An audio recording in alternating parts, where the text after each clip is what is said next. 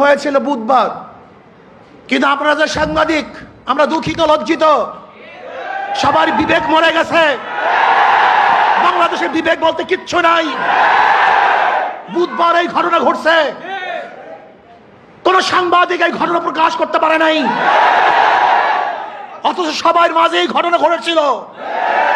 নাই একজন বাংলাদেশের সাংবাদিক এই ঘটনা প্রকাশ করার মতো, নাই একজন পুলিশ কেস গ্রহণ করার মতো। আজকে এই মামলার যে বাদী, একজন মহিলা, তার সন্তান এখানে এসছে। এই যে তার সন্তান, সোহাগ মামলার এই বাদীর ছেলে, তার নিজের মুখে শুনেন, মামলা দেওয়া হয়েছিল কিন্তু পুলিশ মামলা গ্রহণ করে নাই। পুলিশ তার মামলা গ্রহণ করে নাই। আজকে পুলিশ ভিন্ন খাতে এই মামলাকে নেওয়ার জন্য ষড়যন্ত্র শুরু করছে। সব জায়গায় চাঁদাবাজি, শরিয়াতপুর বাস সব বন্ধ। শুনলাম আজকে তাদেরকে বহিষ্কার করা হয়েছে।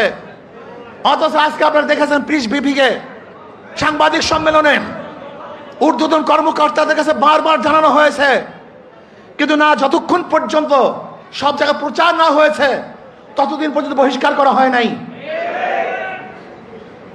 চাঁদা নিলে পুরস্কার, ধরা পড়লে বহিষ্কার, ভাইরাল হলে গ্রেফতার। কি ভেবেছেন বাংলাদেশের মানুষ বোকা? আজকে আমাদেরকে জিম্মি করে ফেলছে। দল এই খুনের দায় দায়িত্ব গ্রহণ করবে না। আমি স্পষ্ট ভাষায় বলতে চাই, এই খুনের দায় দায়িত্ব তারেক জিয়াকে গ্রহণ করতে হবে। এই খুনের দায় দায়িত্ব মির্জা ফখরুলকে গ্রহণ করতে হবে। এই খুনের দায় দায়িত্ব বিএনপিকে গ্রহণ করতে হবে। এই খুনের দায় দায়িত্ব প্রত্যেক প্রশাসনকে গ্রহণ করতে হবে।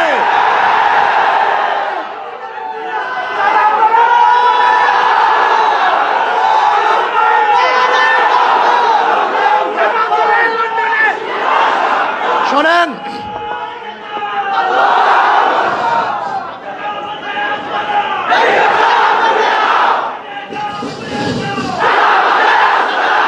আমি মনে করি অবৈধ সন্তান জন্ম হওয়ার আগেই তার মৃত্যু কামনা করে। আজকে বিএনপি ক্ষমতায় যাওয়ার আগেই তার পতন কামনা করে বাংলাদেশের মানুষ চায় না এই চাঁদাবাজ, দখলদার, খুনি, ধর্ষক, জালেমের গোষ্ঠী বাংলাদেশের মাঝখানে বসুক। বাংলাদেশের একজন মানুষ চায় না। আমি ঘুমাতে পারি নাই, ওই দৃশ্য দেখ, আল্লাহর কসম, আমি শুধু ওই দৃশ্যই আমার চোখের সামনে ভাসছিল। আমি বিশ্বাস করতে পারি নাই মানুষ শুধু জালেম কিভাবে হয়, এত অত্যাচার কিভাবে হয়। জালেমের গোষ্ঠী, খুনির গোষ্ঠী। শোনো, এক আবু সাইদের হত্যায় আওয়ামী লীগের মাসনাদকে ধ্বংস করে ফেলেছে। লিখে রাখো, 100 হত্যায় বিএনপির মাসনাদ তসনাদ হয়ে গেছে।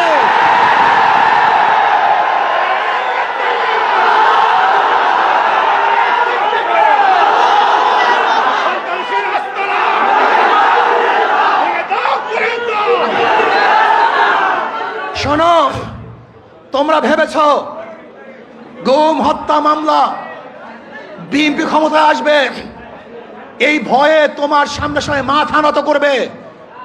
শিয়াল মাথা নত করতে পারে, ইঁদুর তোমার সামনে মাথা নত করতে পারে, লুভিরা তোমার সামনে মাথা নত করতে পারে, দুর্নীতিবাজরা তোমার পায়ের মধ্যে তৈল মাধ্যম করতে পারে। অবৈধ ক্ষমতার যারা স্বপ্ন দেখে তারা তোমার সামনে গিয়ে মাথা নত করতে পারে, কিন্তু বাঘ তোমার সামনে মাথা নত করবে না। সিংহ তোমার সামনে দুর্বল হবে না। আদর্শবান ব্যক্তিরা তোমাকে কোনো অবস্থাতেই পছন্দ করবে না।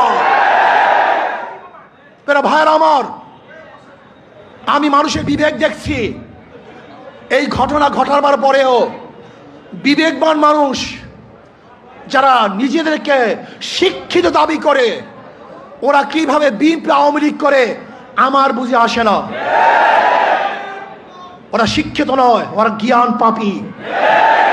জ্ঞান পাপী ছাড়া এই দুর্নীতিবাজ ধর্ষক খুনিদের সাথে কোন মানুষের সম্পর্ক থাকতে পারে না। আমি মনে করি এই আওয়ামী লীগ বিএনপি যারা করে তারা সবাই ধর্ষকের সমর্থক, খুনের সমর্থক, চাঁদার সমর্থক, দখলদারি সমর্থক। কোন ভদ্র মানুষ যাদের মধ্যে ভদ্রতা আছে, আদর্শবান যারা আদর্শ লালন করে, যারা জাতিকে মুক্তি দিতে চায়, এই বাংলাদেশকে গোটা দুনিয়ার সামনে উঁচু করতে চায়, তারা কোনো অবস্থাতে আওয়ামী লীগ বিএনপি করতে পারে না। আজকে আমরা বিবি খাড়া হয়ে গেছি। যারা সাংবাদিক তারা বিবি খাড়া, যারা বুদ্ধিজীবী বিবি খাড়া, যারা প্রশাসক বিবি খাড়া। এই বাংলাদেশকে নতুন ভাবে করতে হবে, মানুষকে আদর্শবান করতে হবে। আমাদের উপায় নেই, পচে গেছি আমরা, আমরা দুর্গন্ধযুক্ত, আমরা নষ্ট। এদের সাথে যারা মিলবে তারা দুর্গন্ধযুক্ত হয়ে যাবে, এটা সংক্রমণ ব্যাধি হয়ে গেছে। এই দলগুলির মধ্যে যারা থাকে, যারা আসছে, একজন ভালো আদর্শ নিয়ে বের হতে পারে নাই। আমার যুবক বন্ধুকে বলবো, আদর্শবান হও, নীতিবান হও। এই দেশকে বিনির্মাণ করতে হবে, এই দেশকে গড়তে হবে, মানুষকে আশ্রয় দিতে হবে, জুলুম মুক্ত দেশ করতে হবে, চাঁদা মুক্ত দেশ করতে হবে, সন্ত্রাস মুক্ত দেশ চাই। সেই দেশের মধ্যে সন্ত্রাস থাকবে না, চাঁদাবাজি থাকবে না, জুলুম থাকবে না, অত্যাচার থাকবে না, অবিচার থাকবে না, আমার মেয়েরা ধর্ষিত হবে না, চাঁদা দিয়ে কার ব্যবসা করতে হবে না।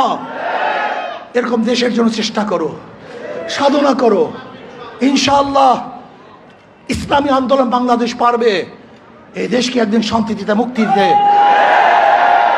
আলহামদুলিল্লাহ ইসলামী দলগুলো ঐক্য হচ্ছে। আশা করি ইনশাআল্লাহ যদি ইসলামের নামে একটা বাক্স আমরা দিতে পারি, তাহলে বেঈমানরা বুঝবে, খুনিরা বুঝবে, ধর্ষকরা বুঝবে, চাঁদাবাজরা বুঝবে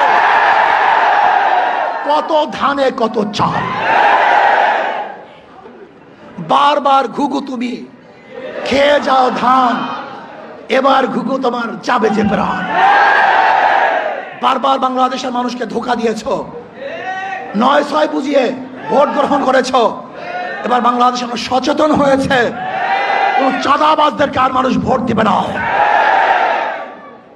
যারা বিগত দিনে দুর্নীতিতে 5 বার চ্যাম্পিয়নশিপ লাভ করেছে, যারা অবৈধ নির্বাচন উপহার দিয়েছে, যারা চাঁদাবাজি করার কারণে দেশ থেকে মানুষ বিতাড়িত করেছে, দ্বিতীয়বার তাদেরকে মানুষ আর ভোট দিবে না ইনশাআল্লাহ।